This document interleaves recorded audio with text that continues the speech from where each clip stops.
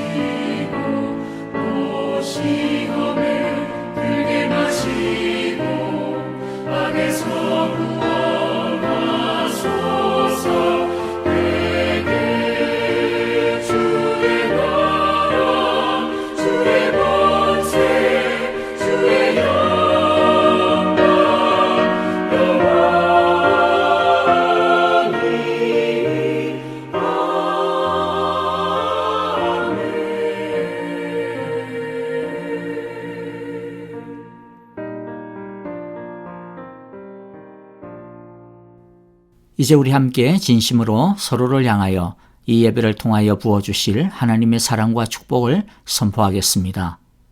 여호와께서 당신들에게 복을 주시고 당신들을 지켜주시며 여호와께서 당신들을 밝은 얼굴로 대하시고 당신들에게 은혜를 베푸시며 여호와께서 당신들을 고이 보시어서 당신들에게 평화를 주시기를 빕니다.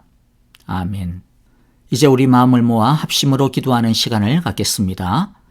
오늘 성금요 예배가 하나님의 은혜, 예수님의 사랑을 풍성히 알고 감격하고 누리는 예배가 되게 하소서라고 기도합시다. 예배드리는 우리의 마음과 영이 정결하여 예배드릴 수 있는 온전한 그릇으로 준비되어 합당한 예배를 드릴 수 있도록 이 시간 우리의 허물과 죄를 참여하며 기도하겠습니다. 성령 하나님, 온전한 예배, 진실한 예배, 간절한 예배가 될 수 있도록 우리의 마음과 환경을 보호하여 주시고 새롭게 하여 주소서라고 기도하겠습니다. 다 함께 합심으로 기도하겠습니다. 주의 날개 아래 주의 날개 아래 거하는 것 주의 임재 안에 거하는 것 나의 가장 큰 소망 나의 가장 큰 은혜 주와 함께 동행하는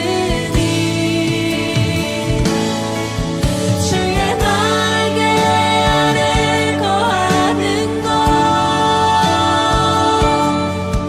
주의 임재 안에 거하는 것 나의 가장 큰 소망 나의 가장 큰 은혜 주와 함께 동행하느니 나의 가장 큰 소망 나의 가장 큰 은혜 주와 함께 동행하느니 사랑의 하나님 아버지, 이 시간 우리들이 주님의 십자가의 사랑과 은혜를 기억하고 감사하며 성금요 예배로 드립니다. 예배드리는 우리 모든 사랑의 교회 지체들을 주의 사랑으로 안아 주시옵소서.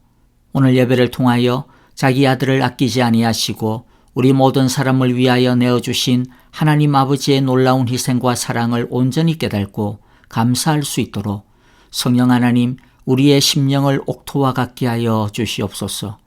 죄인된 우리를 구원하시기 위하여 하나님의 영광을 버리고 사람이 되셔서 죄인들과 함께 사시면서 하나님의 말씀과 뜻을 온전히 순종하여 결국에는 십자가에서 우리의 죄값, 하나님께 받을 심판과 저주를 당신의 죽음으로 대신 다 받아주시고 우리에게는 오히려 자유와 존귀함과 영생을 가져다 주신 예수님의 끝없는 섬김과 사랑에 감격하고 예수님의 사랑 안에 온전히 들어가는 은혜의 예배가 되게 하여 주시옵소서. 하나님 아버지, 우리도 주님을 본받아 평화를 나누는 사람들이 되기를 원합니다. 사랑을 전하는 사람들이 되기를 원합니다. 진리의 빛을 드러내는 사람들이 되기를 원합니다. 하나님의 영광을 나타내는 사람이 되기를 원합니다. 하나님 나라의 영생을 전하고 참 자유를 전파하는 그리스도의 제자들이 되기를 원합니다. 하나님 아버지, 십자가의 사랑의 능력으로 십자가 복음의 전달자들이 우리 모두가 되게 하여 주시옵소서. 하나님, 죄와 사망의 권세를 무력화시키신 십자가의 복음으로 이 땅을 새롭게 하여 주옵소서. 질병의 아픔으로 신음하는 이 땅을 속히 고쳐주시고 각종 차별과 증오로 점점 더 커져만 가는 갈등과 미움을 십자가의 사랑으로 씻어주시옵소서. 이 세계 곳곳에 아직도 폭력과 억압과 압제와 부정과 부패로 고통하는 수많은 민족과 많은 나라들이 있습니다. 특별히 저 멀리 미얀마에서 일어나고 있는 폭정 안에 신음하고 있는 소리들을 들어주시고 죽어가는 그 모습을 보시고 기억하셔서 그 땅에도 정의와 평화와 십자가의 복음이 임하게 하여 주옵소서.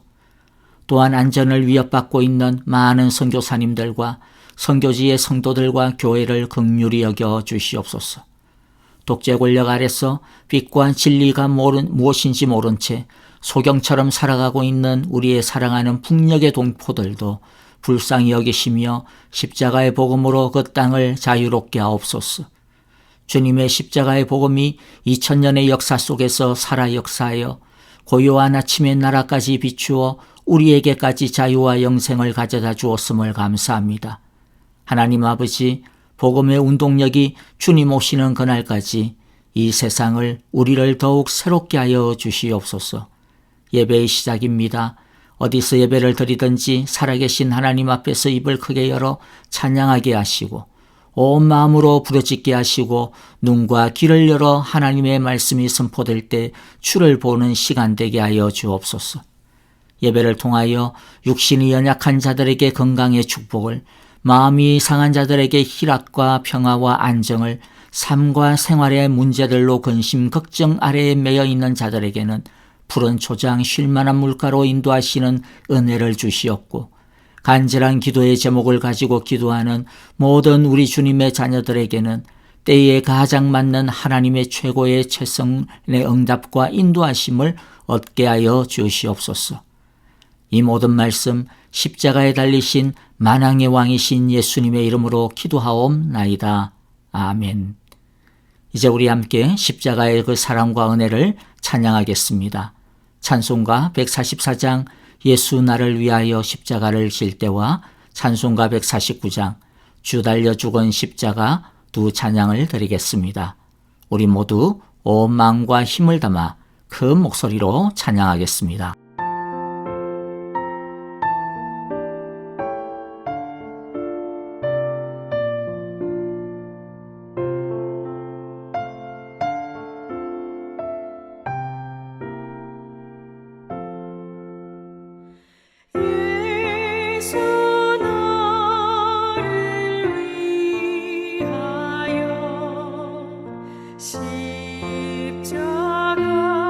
십자가를 지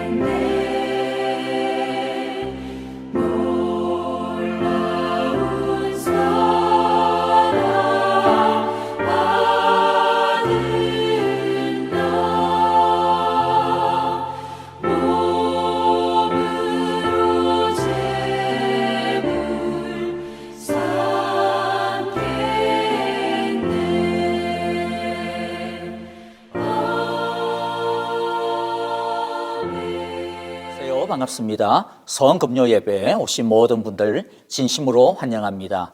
고난주간 은혜 가운데 잘 보내고 계시죠? 간단한 공동체 소식, 부활절 예배 중심으로 몇 가지 안내 말씀 드리도록 하겠습니다. 먼저 시카고 지역 연합 새벽 예배에 대한 안내입니다. 이미 카톡을 통해 예배 링크를 받으셨으리라 생각이 되고요.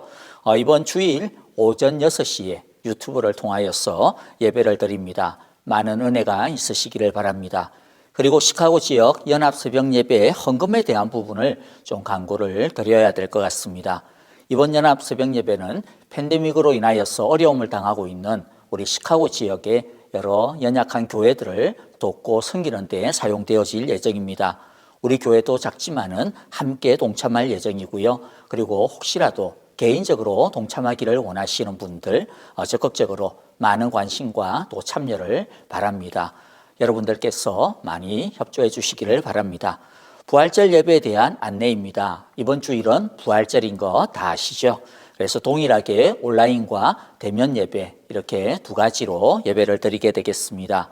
부활절 감사헌금 정성으로 우리 하나님 앞에 준비해서 드리시기를 바라고요. 이번 부활절 헌금의 50%는 라오스 선교 사역을 위하여서 사용되어지고 또 일부는 방금 말씀드린 대로 팬데믹으로 인하여서 어려움을 당하고 있는 시카고 지역의 연약한 우리 형제교회들을 함께 섬기는 데 동참하도록 하겠습니다. 유년주일 학교가 이번 주일부터 대면 예배 시작이 됩니다.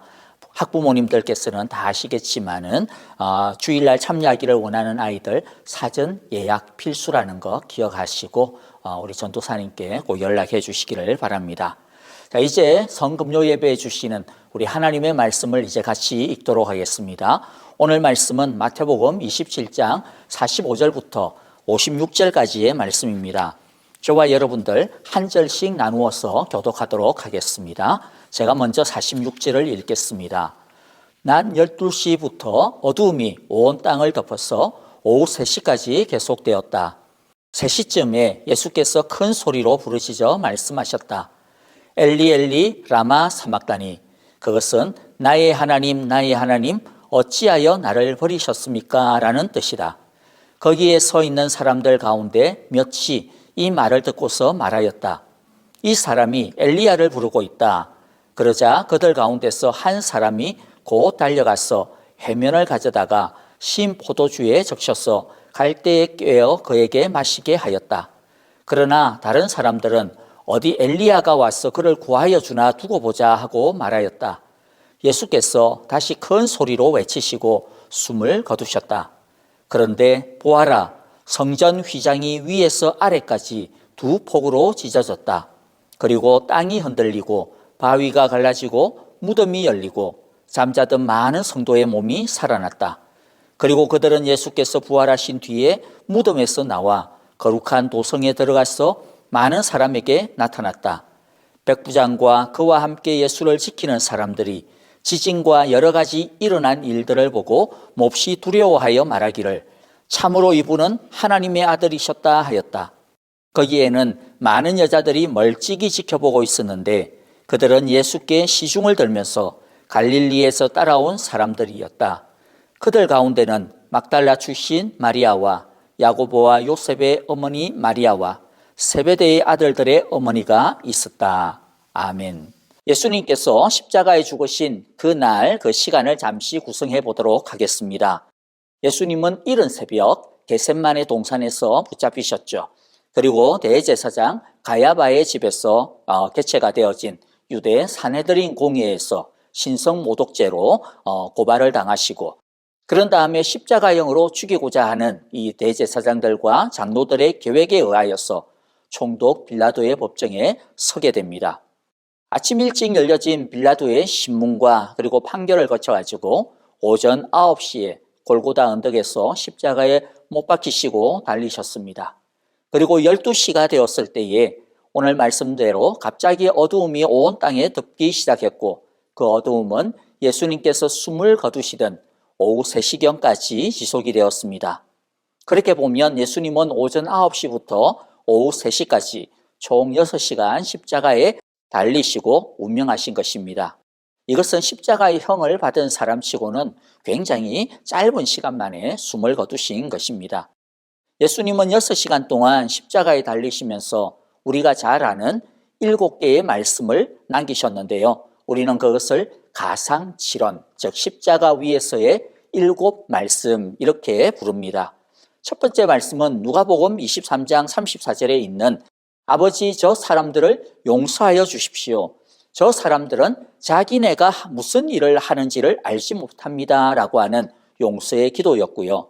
두 번째 말씀은 누가복음 23장 43절에 내가 진정으로 내게 말한다. 너는 오늘 나와 함께 나그네 있을 것이다 라고 하시는 죄인의 회개에 대한 낙원의 약속에 대한 말씀이었고, 세 번째 말씀은 요한복음 19장 26절 어머니 이 사람이 어머니의 아들입니다 라고 하는 것과 27절 자 이분이 내 어머니이시다 라고 하는 새로운 가족, 새로운 공동체에 대한 말씀입니다. 네 번째 말씀은 오늘 본문 중에 마태복음 27장 46절에 나와 있었던 엘리 엘리 라마 사막다니, 즉 나의 하나님 어찌하여 나를 버리셨습니까? 라고 하는 죄인의 대표자로서 하나님으로부터 버림받은 죄인의 절망과 공포를 보여주시는 말씀이고요. 다섯 번째 말씀은 요한복음 19장 28절에 나오는 내가 목마르다 라고 하는 육신의 고통을 보여주시는 말씀이었고, 여섯 번째는 요한복음 19장 30절에 다 이루었다라고 하는 말씀으로서 구원 사역을 다 끝냈다라고 하는 순종과 승리의 선언입니다. 그리고 마지막 일곱 번째는 누가복음 23장 46절에서 아버지 내 영혼을 아버지 손에 부탁하나이다 라고 하는 말씀으로 하나님을 신뢰하는 최후의 신앙의 고백의 말씀이었습니다.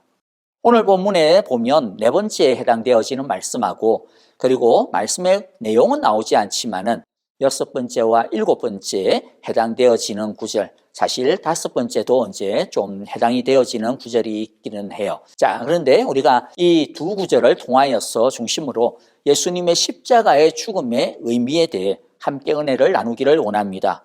46절에서 예수님은 엘리 엘리 라마 사막다니라고 큰 소리로 외쳤습니다. 3시쯤에 이 말씀을 하신 것이니까 예수님이 운명하시기 바로 직전에 하신 말씀입니다. 이 말씀은 아람어로 하신 말씀인데요. 아람어라고 하는 것은 당시 팔레스타인, 유대 지역에 있는 사람들이 공용적으로 사용하고 있었던 언어였습니다. 해석하면 나의 하나님 어찌하여 나를 버리셨습니까? 라고 하는 말씀이죠. 그런데 47절과 49절에 보면 이 말을 제대로 이해를 못하고 있는 사람들이 있었던 것을 보게 됩니다. 아마도 그러한 사람들은요, 팔레스타인 땅에 살고 있는 유대인이 아니라 먼 지역, 옛날에 포로로 잡혀갔던 그 먼 지역에서 유월절을 섬기기 위해서 왔던 유대인들이라고 생각이 되어집니다. 그들은 아람어를 몰랐기 때문에 예수님께서 엘리 엘리 라마 사막다니라고 하는 이 말씀, 그 속에서 엘리 엘리 하니까 엘리야를 부르나 보다 그렇게만 느꼈던 것 같아요. 자, 그런데 여기서 중요한 것은요, 왜 예수님이 이렇게 나의 하나님 어찌하여 나를 버리셨습니까? 라고 이렇게 말씀하셨는가라는 것입니다. 이것이 바로 오늘 우리가 알아봐야 되는 첫 번째 주제입니다. 이 말씀의 의미가 뭘까? 간혹 어떤 사람들은 이 말씀이 십자가형의 육체적인 고통이 너무 컸기 때문에 견딜 수 없어서 부르짖은 소리다라고 생각을 하기도 하지만은, 물론 육체적인 고통이 극심한 형벌이죠. 그러나 예수님께서 하나님이 나를 버리셨다라고 하는 것은 육신적인 고통만을 이야기하는 것이 아닙니다. 그야말로 하나님의 버림, 즉 하나님으로부터 버림받았다라고 하는 이 안타까움, 이 절망이죠. 하나님이 예수님에 대하여 나 너 몰라, 야 썩 꺼져라, 야 개작두를 대령해라 라고 하는 그러한 저주의 말씀이라는 뜻이죠. 우리는 지금 십자가에 달리신 이 예수님이 어떤 상태에 있는지를 잘 알아야 됩니다. 하나님이 예수님을 어떻게 보고 있는지를 제대로 알아야 됩니다. 어떤 사람들은 예수님이 다른 사람의 죄를 대신 지시고 십자가에 달리신 것이니까 의인의 죽음이다 라고 생각하기도 하는데요, 완전히 잘못 알고 있는 것입니다.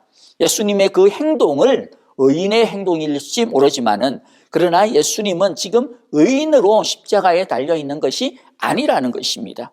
예수님은 지금 모든 인류의 죄를 대신 짊어지시고 십자가에 못 박혀 있습니다. 죄인으로, 그것도 모든 인류의 죄인의 대표자로 계신 것입니다. 예수님은 물론 아무런 죄가 없습니다. 하지만 그런 모든 인류의 죄를 그가 스스로 짊어지시고 어린 양으로 십자가에 매달려 있는 것이죠.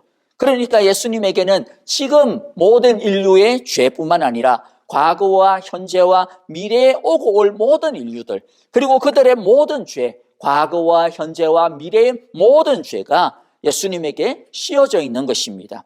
이것이 구약 시절 제물이 되는 어린 양의 모습의 모양입니다. 옛날 구약 시절 죄를 지은 사람이 어린 양을 끌고 와서 제사를 지낼 때에 제사장은 그 어린 양에다가 손을 얹고 그 제사를 드리는 사람의 죄를 그 어린 양에게 안수합니다. 그러면 그 사람의 죄가 어린 양에게 넘어가는 것이죠. 그것을 우리는 전가라고 부릅니다. 그러면 죄물이 되어지는 어린 양은 제사를 드리는 사람의 죄를 대신 지게 되고 그리고 대신 제물이 되어 죽는 것이죠. 그래서 성경은 예수님을 향하여 뭐라고 표현했습니까? 보라, 세상 죄를 짊어지고 가는 하나님의 어린 양이다. 그렇게 선포하신 것이죠.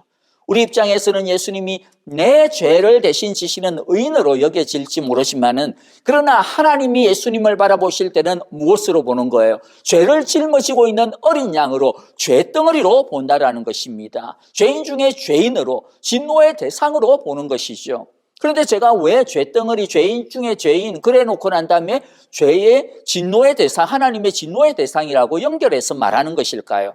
그것은 죄의 속성 때문입니다. 우리는 죄인이라고 하는 것이 무엇인지를 제대로 알아야 합니다. 하나님 앞에서 죄라고 하는 것이 어떤 것입니까? 하나님 앞에서 죄는 소멸할 더러운 것들입니다. 하나님과 원수가 되는 것입니다. 하나님의 진노의 대상입니다. 하나님은 죄에 대하여 죽음으로 심판하신다 말씀하셨습니다. 이것이 죄에 대한 하나님의 반응이라고 하는 것이죠. 여러분, 오해하지 마시기를 바랍니다. 많은 사람들이 내가 엄청 큰 죄를 지어야만 하나님이 이렇게 나를 죽이도록 하시겠지, 그렇게 오해하시는데 그건 진짜 엄청난 오해입니다. 하나님은 사랑의 하나님이시니까 하나님은 우리가 죄를 지어도 좀 속상해 하시고 왜 그랬니? 다음에는 그러지 마. 이렇게 하면서 그냥 또 봐주시겠지. 이렇게 오해들 하시는데요. 그것은 정말로 성경과 상관없는 오해이고 죄인들의 바램일 뿐이에요. 여러분, 아무리 작은 죄라도 하나님의 정의와 공의 앞에서는 다 어떤 죄냐? 죽을 죄라고 하는 것입니다. 여러분 생각해 보십시오. 아담과 하와 선악과 따먹었다가 죽었죠. 여러분 솔직히 생각해 보세요. 그 죄, 그게 얼마나 큰 죄입니까? 열매 한 번 따먹은 거잖아요. 하나님의 말씀 한 번 어긴 것에 불과하잖아요.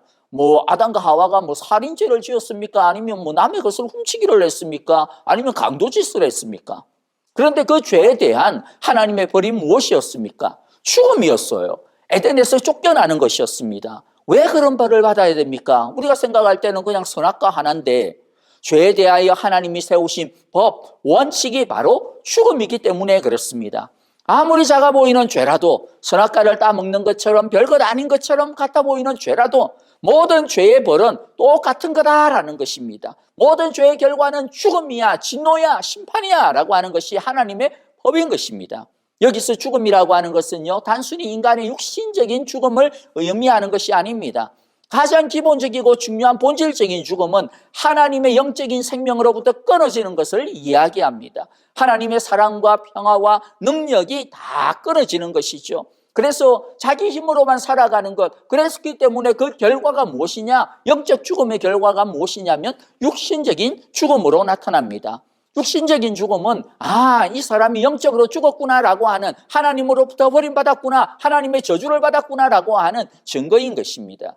인간은 원래 하나님의 가장 사랑받는 피조물이었고, 사랑받는 하나님의 형상이었고, 사랑받는 하나님의 자녀로 지음을 받았지만은 그 모든 것들을 빼앗기고 쫓겨나는 것이 죄로 인한 영적인 죽음이라고 하는 것입니다. 성경은 그것을 또 뭐라고 표현을 합니까? 하나님과 원수가 되었다, 하나님의 진노의 자식이 되었다, 그렇게 표현을 합니다. 그리고 영원한 심판을 받게 된다고 말씀하죠.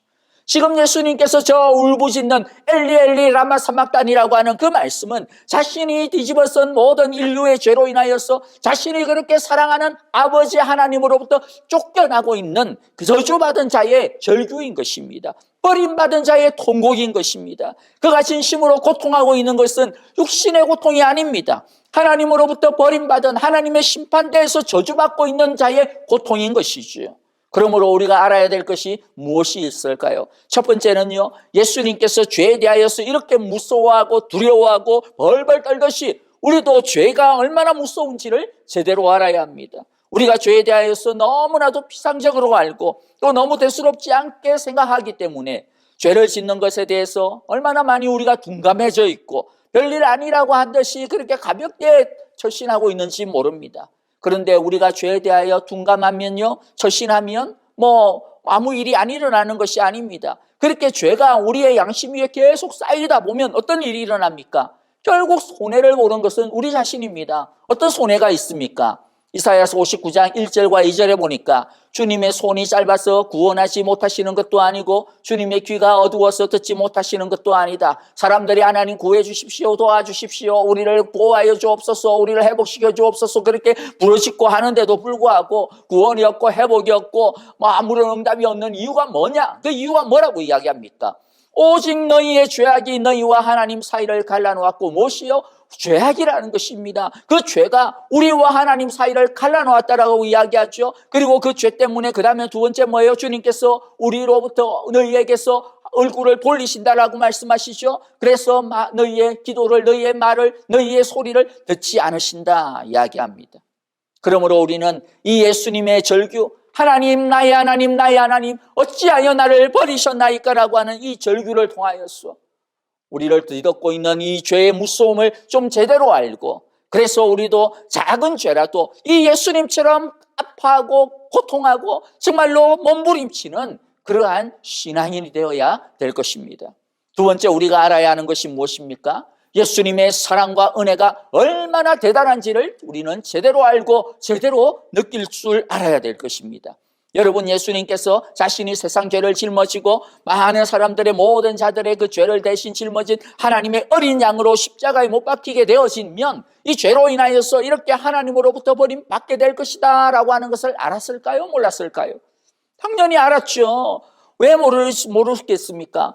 예수님도 하나님 아닙니까? 그러니까 죄에 대한 하나님의 진노가 얼마나 맹렬한지, 그 법이 얼마나 엄숙하고 무서운지, 진노의 불이라고 하셨는데 그 진노가 뭔지를 당연히 아시죠. 예수님 자신이 그 법을 세우신 분이시니까요. 그런데도 다 아심에도 불구하고 자신이 십자가에서 모든 인류의 죄를 대신 짊어지시고 죄인의 대표자로 죽어야 한다라고 하는 그 계획을 언제부터요? 창세전부터, 영원전부터 그 기쁨으로 주님이 받으신 것입니다. 알면서 불구하고 받으신 것입니다. 그리고 사람이 되어 이 세상에 오셨습니다. 그리고 묵묵히 십자가를 향하여서 다른 사람들은 다 몰라도 예수님만은 십자가를 향하여서 기쁨으로 그 십자가를 지기 위하여 걸어오신 것입니다. 무엇 때문에? 단 하나죠. 우리를 구원하시기 위해서, 우리를 사랑하시기 때문에, 그만큼 사랑하시기 때문에 그것을 취하신 것입니다. 그러므로 십자가는 하나님의 사랑, 예수님의 사랑의 최고봉이요, 최절정이요, 끝판왕인 것입니다. 십자가에서 우리 하나님의 예수님의 사랑이 완전히 나타나고 증명되어지고 종결되어졌다라고 말씀할 수 있을 겁니다. 그래서 하나님이 나를 사랑하실까 혹시라도 의심이 들고 뭔가 불안하고 뭔가가 헷갈리고 그러시면요, 쓸데없이 다른 것 바라볼 필요가 없습니다. 어떤 사람들은 내 기분을, 자기의 어떤 마음을 이걸 뭔가 좀 업시키기 위해 가지고 다른 어떤 것을 하는데, 여러분 그럴 필요가 없어요. 무엇을 보면 됩니까? 열심히 되어지면 하나님의 최고의 증거인 십자가를 바라봐야 됩니다. 십자가에 달리신 예수 그리스도를 붙들어야 됩니다. 그래서 요한일서 4장 9절을 붙들고 하나님의 사랑에 흔들림 없이 항상 우리는 굳게 서 있기를 바랍니다. 요한일서 4장 9절, 하나님의 사랑이 우리에게 이렇게 드러났으니, 이렇게 드러났다고요? 어떻게 드러났어요? 즉 이렇게 하나님이 자기 외아들을 예수님을 세상에 보내어 주셨을 뿐만 아니라 우리로 하여금 그로 말미암아 살게 해주신 것, 무엇을 통하여서? 예수님의 그 죽으심을 통하여서 우리는 살게 되었다라는 것입니다. 십자가가 하나님의 사랑의 최고의 최대의 최종적인 증거임을 우리는 굳게 믿고 그 사랑 앞에서 우리는 감격하고 감사하고 그 이름을, 그 십자가를 우리는 항상 높여 찬양 드려야 할 것입니다. 세 번째, 우리가 알아야 할 것은 예수님께서 우리가 당할 죄의 모든 저주를 대신 다 받았으므로 이제 우리에게 남아있는 저주는 하나도 없다라고 하는 사실입니다. 갈라디아서 3장 13절 앞부분에서 그리스도께서 우리를 위하여 저주를 받으신 사람이 되심으로써 우리를 저주의 율법의 저주로부터 율법의 저주에서 속량해 주셨습니다라고 했어요. 여기서 저주라고 하는 단어가 선뜻 이렇게 와닿지 않으실 텐데요, 심판으로 이해하시면 됩니다. 율법의 저주란 그러므로 뭐다? 율법의 심판이에요. 간단한 예를 들게요. 우리가 이 세상에서도 어떤 법을 어기면 뭘 받습니까? 그 법에 해당되어지는 심판을 받아요. 정해놓은 벌을 받습니다. 이렇게 어긴 법에 따라서 그 법의 심판을 받는 것이 뭐다? 저주라는 것이죠. 그래서 율법의 저주입니다. 율법에 따른 심판이라고 하는 말입니다. 그럼 속량이라고 하는 것은 뭐냐면 나 대신 죄를 지은 사람 대신 지불하여서 그 벌을 다 갚아준다라고 하는 뜻입니다. 그러니까 남은 빚이 있다라는 거예요, 없다라는 거예요? 없다라는 것이죠. 예수님이 대신 다 지불 완료하셨다라는 것입니다. 원래 하나님의 법을 어기면 어떤 벌이 있었어요? 율법의 저주, 어떤 심판이 있었어요? 죽음이죠, 죽음. 그런데 예수님께서 우리 대신에 십자가에서 죽으시고 대신 지시고 죽으셨어요. 즉 우리의 모든 죄의 형벌을 예수님이 다 치르신 것입니다. 예수님께서 다 갚으신 것이죠. 그래서 우리에게 이제 남은 율법의 저주는 없는 것입니다. 완전히 다 사라진 것입니다. 그 말은 예수님의 십자가의 죽음을 자신의 죽음이라고 믿는 사람에게는 더 이상 하나님의 죄에 대한 심판, 죄에 대한 저주가 없다. 다 끝났다라는 것이죠. 그래서 우리 믿는 사람들은 영원한 사죄의 확신을 굳게 붙들 수가 있는 것이죠. 사죄의 확신이라고 하는 것은 좀 내가 죄 용서받았으면 좋겠다라고 하는 그런 바람이 아닙니다. 아마 우리 용서받을 거야 천국 가겠지라고 하는 추측이 아닙니다. 그것은 하나님의 약속의 영원한 약속의 말씀이요 사실에 근거한 확신인 것이지요. 그래서 요한복음 5장 20절의 말씀을 우리가 굳게 확신할 수 있는 겁니다. 내가 진정으로 너희에게 말한다. 내 말을 듣고 또 나를 보내신 분을 믿는 사람은 영원한 생명을 가지고 있고 심판을 받지 않는다. 그는 죽음에서 생명으로 옮겨갔다 이야기합니다. 진정으로 뭐죠? 정말로 분명하다라는 말입니다. 확실하다라는 말이죠. 두말하면 입이 아프다라는 말입니다. 뭐가 그러면 확실해요? 우리 믿는 사람은 영원한 생명을 가지고 있고 또 심판을 받지 않는다라는 것입니다. 왜입니까? 죽음에서 생명으로 옮겨갔기 때문에 예수님의 죽음을 통하여서 우리가 모든 죽음의 빚은 다 갚았고 그래서 우리 대신 우리는 생명을 얻었다라는 것이죠. 여기서 옮겨갔다라고 하는 이 단어의 헬라어의 이 어떤 어법은 뭐냐면 부정과거 시제형입니다. 부정과거 시제라고 불러요. 그것의 의미가 뭐냐면 과거의 어떤 한 행동, 과거의 한 번의 행동으로 모든 것들이 종결되었다. 모든 것들이 완결되었다. 그리고 그 효력이 지금도 그리고 앞으로도 영원히 미친다라고 하는 뜻입니다. 그러므로 죽음에서 생명으로 옮겨갔다라고 하는 말은 무슨 뜻입니까? 그것으로 끝냈다라는 것이에요. 생명으로 옮겨가고 난 다음에 다시 빽 해가지고 죽음으로 오고 그런 거 없다라는 것입니다. 한 번 옮겨갔으면 그걸로 끝이에요. 완결되어진 것입니다. 어떤 사람들은 자신이 지은 죄 때문에 혹시라도 하나님의 저주를 받으면 어떡하나 이렇게 맨날 그냥 노심초사하면서 맨날 이렇게 걱정하는 사람들이 있을 수 있는데요. 그런 걱정할 필요가 없는 것입니다. 여러분 그런 쓸데없는 걱정하는 데다가 시간과 에너지를 낭비하지 마시고 그 시간에 제대로 회개하면 됩니다. 이것을 제대로 알아야 됩니다. 쓸데없이 나 지옥 가면 어떡하지? 여러분 하나님이 나를 저주하면 어떡하지? 그런 걱정하지 마시고 마음과 그런 시간을 그런 것에다가 걱정하고 낭비하지 마시고 그 시간에 제대로 회개하는 데다가 우리의 모든 시간과 에너지를 써야 되는 거예요. 이렇게 또 말씀을 드리면 아까는 하나님의 저주 없다며 그런데 또 회개하라 그러지 왜 회개가 필요하지라고 할 수가 있는데 죄로 인하여서 우리가 다시는 하나님의 저주 가운데로 떨어지지는 않아요. 하지만은 하나님의 은혜와 사랑과 능력의 영생의 축복이 죄로 인하여서 가로막혔어. 영적으로 비실비실 되며 살게 되기 때문입니다. 여러분 한번 생각해 보십시오. 우리가 이 세상에 살면서 숨이 붙어 있는 자체, 생명이 있는 그 자체 정말로 기쁨이고 감사죠. 정말로 축복입니다. 그러나 그 생명 있는 자체만으로 만족하며 사는 사람이 어디 있어요? 그것으로 뭐 됐다 뭐 이러면서 사는 사람 아무도 없어요. 이왕 사는 거 건강하게, 이왕 사는 거 활력 있게, 이왕 사는 거 성장하면서 제대로 살기를 원하지 않습니까? 당연한 거죠. 잘못된 욕심 아닙니다. 당연히 그러한 것들을 기대하면서 살아야죠. 그것을 위해서 살아야 됩니다. 마찬가지입니다. 우리가 영적으로 살면서 구원 얻어가지고 나는 새 생명 얻었어, 그런 것에 만족하면서 거기에 머물러서 살아서는 안 된다라는 겁니다. 겨우겨우 살아가기에 급급하며 살아가서는 안 된다라는 것이죠. 이왕 영생을 얻었다면 건강하게 살아야죠. 영적인 열망이 있어야죠. 그게 정상입니다. 그런데 건강하게 제대로 성장하면서 살기 위해서가 뭐가 필요하느냐면 하나님의 은혜와 사랑과 능력이 필요한데 그 힘 속에서 제대로 살아갈 수가 있는데, 그런데 이 건강과 성장의 축복을 방해하는 것이 있어요. 그게 뭐냐? 죄였습니다. 아까 우리가 이사야서 59장에서 살펴보지 않았습니까? 하나님과 우리 사이를, 하나님과 우리를 갖다 가로막아 버리는 바로 이것이 죄였습니다. 그래서 마치 뭐와 같으냐면요, 예를 들어서 죄라고 하는 것은 여러분들 우리 혈액에도 보면 뭐 지방들이 끼고 그러다 보면 혈전이라고 하는 게 끼잖아요. 그럼 혈전이 끼면 어떻습니까? 피가 제대로 안 통하고 그다음 산소도 제대로 안 통하고 그러다 보면 뭐 큰일 날 수도 있죠. 뭐 뇌졸중에 걸릴 수도 있고 뭐 그다음에 아니면 심정지가 올 수도 있어요. 정말로 문제덩어리입니다. 죄라고 하는 것이 이것과 같아요. 하나님과 우리 사이에 하나님의 축복이 우리에게 이 혈관을 통해 가지고 뭐 이렇게 흘러와야 되는데 이거 딱 죄라고 하는 혈전이 딱 가로막아 가지고 우리가 그 하나님의 능력과 은혜와 사랑을 누릴 수가 없는 것입니다. 그렇기 때문에 이 축복을 가로막고 있는 이 죄라고 하는 이 영적인 혈전을 제거해야 되는 것이, 녹여야 되는 것이죠. 그러므로 우리가 해야 할 일은 저주받으면 어떻게 해야 되나, 어떡하나, 뭐, 그거 걱정이 아닙니다. 그건 이미 끝난 것이라 했잖아요. 예수님 안에 있는 사람은 더 이상 그런 저주 없습니다. 우리가 해야 될 일은 뭐라는 것입니까? 죄라고 하는 이 하나님의 사랑과 은혜와 축복을 갖다, 능력을 갖다 축복을 제거하고 있는, 방해하고 있는 이 죄라고 하는 영적인 혈전을 제거하는 것에 우리들이 힘을 쏟아야 된다라고 하는 것을 명심하시기 바랍니다.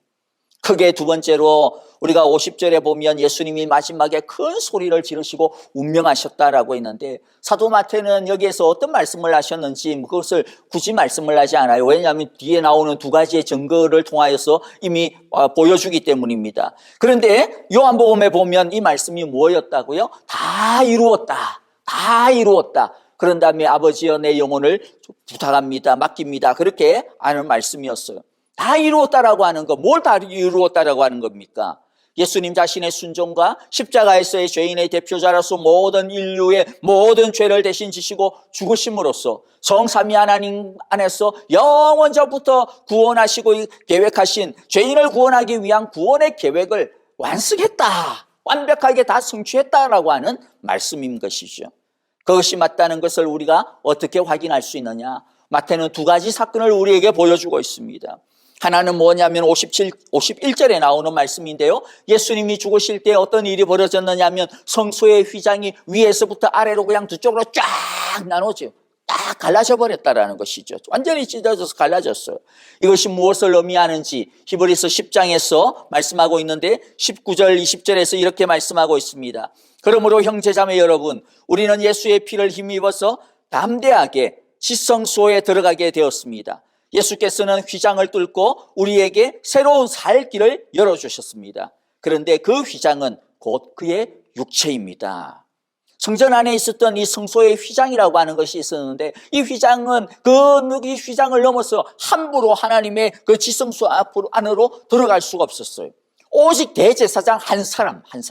그것도 1년에 딱 한 번 대속죄일이라고 하는 날에 이스라엘의 모든 죄를 짊어지고 하나님의 용서와 속죄를 구하면서 거기에 들어가는데 잘못 제사를 드렸다가 하는 대제사장도 죽었어요. 그만큼 거룩하고 무시무시한 일이었습니다. 그러나 이제 예수님께서 죽으심으로 인하여서 자신의 육신의 찢으심으로 인하여서 어떤 일이 벌어졌습니까? 모든 저주와 모든 무서움이 다 사라졌습니다. 그 예수님께서 죽으심으로 인하여서 우리의 죄를 대신 짊어지시고 죽으신, 그래서 죄를 다 해결하심으로 인하여서 이제 우리는 하나님 앞에 두려울 것이 없이 그칠 것이 없이 당당하게 하나님의 지성소 안으로 들어갈 수 있게 되었다라고 하는 것입니다. 누구든지 예수님의 피를 힘입기만 하면, 누구든지 예수님을 자신의 대제사장으로 믿고 의지하기만 하면 예수님 안에서 우리는 누구든지 그리고 언제든지 어떠한 형편에서든지 하나님께 담대하게 나아가 하나님의 은혜와 사랑과 능력의 축복을 누릴 수 있게 되었다라고 하는 말씀인 것이죠. 그러므로 혹시나 어떤 죄가 여러분들을 갖다가 우리를 두렵게 하고 있습니까? 나 같은 죄인이 어떻게 하나님 앞에서 나아갈 수 있을까? 나 같은 죄인이 어떻게 하나님의 사랑을 받을 수 있을까? 여러분, 걱정하지 마십시오. 걱정하지 마십시오. 의심하지 마십시오. 쫄지 마십시오. 그것 때문에 두려워서 하나님 앞에 나가지 못하고 있는 것은 예수님의 십자가를 지금 미련하게 하는 것이요, 십자가를 무력화하고 있는 것입니다. 물론 당연히 우리의 모습으로는 하나님께 나아갈 수가 없습니다. 우리는 우리의 모습, 우리의 힘, 우리의 업적, 우리의 선행, 우리의 도덕, 우리의 지식으로 하나님께 나아가는 것이 아닙니다. 그런 것으로는 아무도 하나님 앞에 나아갈 수가 없어요. 그러나 이제 우리는 예수님을 힘입어서 나아갈 수 있는 것입니다. 왜입니까? 예수님께서 다 이루셨기 때문입니다. 죄를 다 해결하셨고 저주를 다 해결하셨기 때문입니다. 그러므로 자격이 없다라고 느끼십니까? 맞습니다. 우리 자격 없습니다. 그렇기 때문에 예수님을 붙잡으셔야죠. 예수님의 피로 자신의 영혼을 바르시기를 바랍니다. 예수님의 이름을 부르며 하나님의 지성소 앞으로 담대히 나아가시기를 바랍니다. 그리고 그 은혜의 보좌 앞에서 우리 주님, 우리 하나님께서 주시는 하나님의 놀라우신 축복을 풍성히 누리시는 우리 모두가 되시기를 바랍니다. 다 이루었다라고 하는 두 번째 증거가 무엇이냐면 52절과 53절에 보면 부활입니다. 예수님의 부활과 함께 몇몇 죽었던 성도들도 살아났다라고 증거를 하고 있습니다. 부활은 죄가 다 해결되었기 때문에 죄의 결과인 죽음이 더 이상 그 주님을 붙잡을 수가 없는 것이죠. 가들 컨세가 이제는 없는 것입니다. 그래서 예수님께서 죄를 다 해결해 주셨음을 보여주시는 결정적인 증거가 뭐냐? 부활인 것입니다. 그런데 여기서 성도들이 부활했다고 해가지고 모든 성도들이 다 살아난 것은 아니에요. 아주 일부였어요. 몇 명이었는지는 모르겠어요. 그리고 이들이 부활했다고 해가지고 다시는 죽지 않았느냐? 또 아닙니다. 또 죽었어요. 왜냐하면 여기서의 성도의 부활은 완전한 것이 아니기 때문이죠. 여기서의 성도의 부활은 뭡니까? 나중에 예수님께서 재림하여서 모든 산자와 죽은 자들을 살리시고 한편의 사람은 생명의 부활, 영생의 부활, 천국의 부활로, 한쪽은 영원한 심판의 지옥으로 나누게 되어진 그것의 맛배기입니다. 그것의 증거입니다. 그래서 진짜 부활이 있다라고 하는 것을 보여주기 위한 증거이고 보여주신 것이기 때문에 일부죠. 중요한 메시지가 무엇입니까? 예수님에 의하여서 모든 죄의 권세는 뭐다? 끝이 났다라는 것입니다. 힘을 잃었다라는 것입니다. 그러므로 우리도 부활의 능력을 힘입어서 살아갈 수 있는 것이고 살라라고 하는 말씀인 것입니다.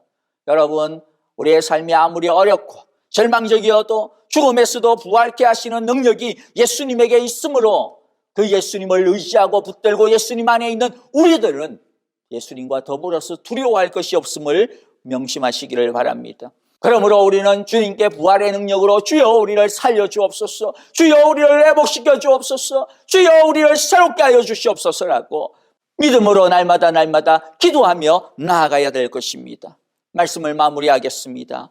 우리는 이 십자가를 보면서 이 십자가가 바로 나를 위한 것이었음을 고백해야 할 것입니다. 그리고 우리는 이 십자가를 보면서 저 십자가에 예수님을 매달고 예수님을 못 박은 자들이 누굴까? 대제사장이냐? 아닙니다. 빌라도냐? 아닙니다. 로마 군병들이냐? 아닙니다. 무지한 유대 백성들입니까? 아닙니다. 바로 우리가 예수님을 십자가에 못 박았다라고 하는 것을 우리가 알고 고백해야 할 것입니다. 그런데 예수님은 우리의 그 죄를 기꺼이 다 짊어지시고 대신 죽으셨습니다.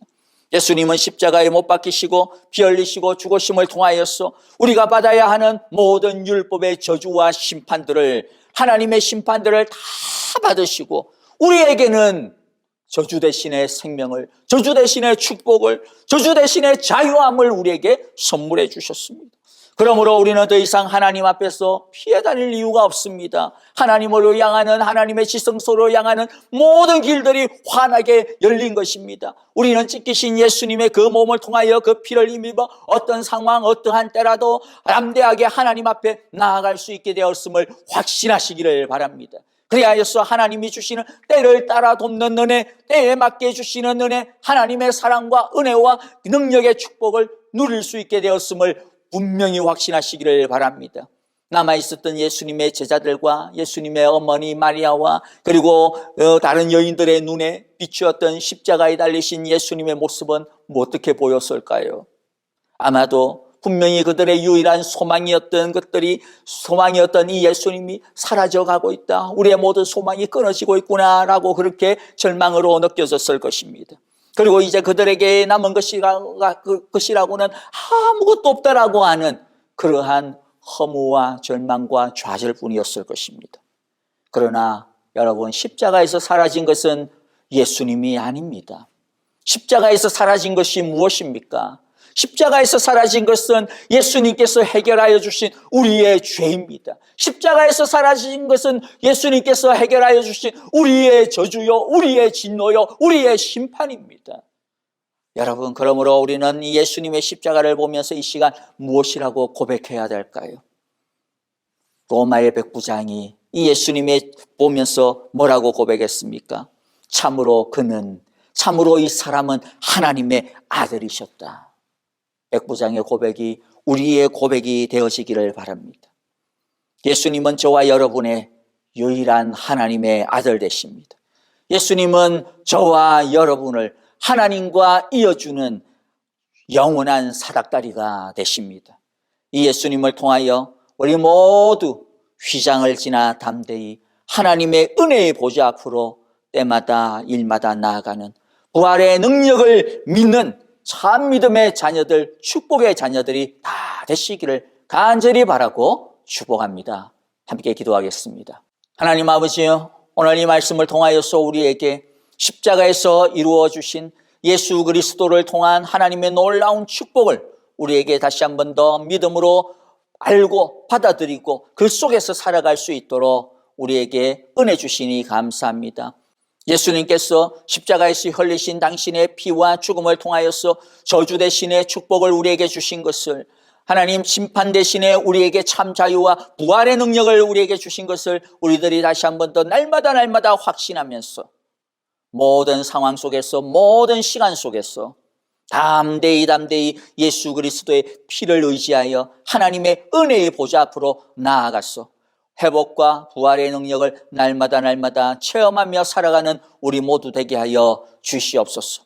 백부장의 그러한 고백처럼 우리 모두도 우리의 이웃들에게 이 세상을 향하여서 예수 그리스도만이 우리의 유일한 소망이요, 예수 그리스도만이 하나님의 아들이 되신다라고 하는 것을 선포하는 우리 모두가 되게 하여 주시옵소서. 이제는 우리 주 예수 그리스도의 크신 은혜와 하나님 아버지의 귀하시고 거룩하신 사랑하심과 성령님의 인도하시고 날마다 우리와 늘 동행하여 주시며 우리를 진리 가운데서 승리케 하시는 그 능력이 예수 그리스도의 십자가의 자유와 십자가의 능력을 가슴에 깊이 새기고 더 이상 죄의 종으로 죄의 노예로 살지 아니하고 하나님의 자녀로 하나님의 의의 군사들로 정말로 하나님의 나라를 위하여 살아가기로 다시 한 번 더 다짐하며 이 십자가의 은혜와 능력을 간절히 붙드는 함께 모여 예배하는 우리 사랑의 교회 온 성도들과 주님께서 우리에게 주신 귀한 자녀들과 가정들, 또 우리에게 허락하신 생업과 또한 우리의 모든 믿음의 걸음, 우리의 모든 믿음의 기도의 제목들마다 이제로부터 영원토록 함께 계시기를 축원하옵나이다. 아멘.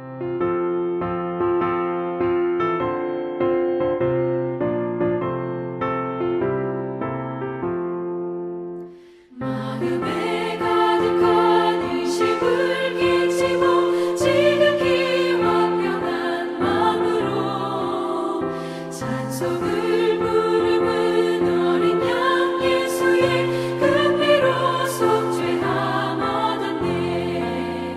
속죄함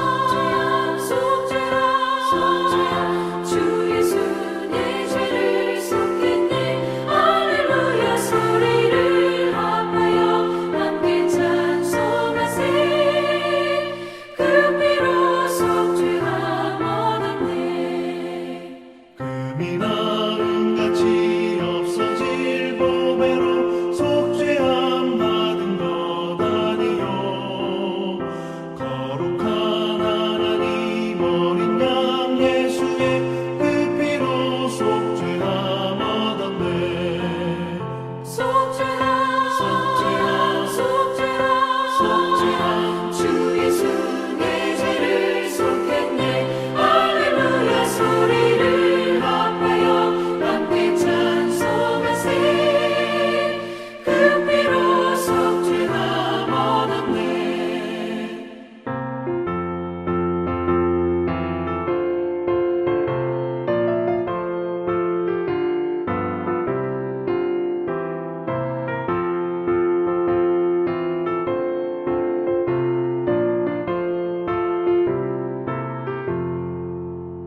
나 같은 죄인이 용서함 받아서 주 앞에 옳다함 얻음은 확실히 믿기는 어린 양 예수의 그 피로 속죄함 얻었네.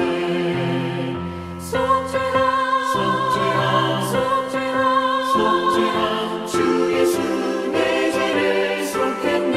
할렐루야 소리를 합하여 함께 찬송하세.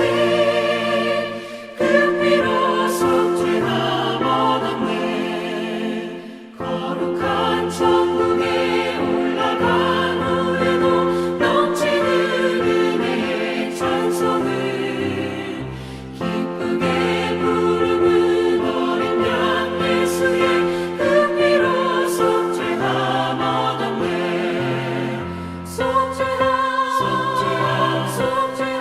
속죄함 주 예수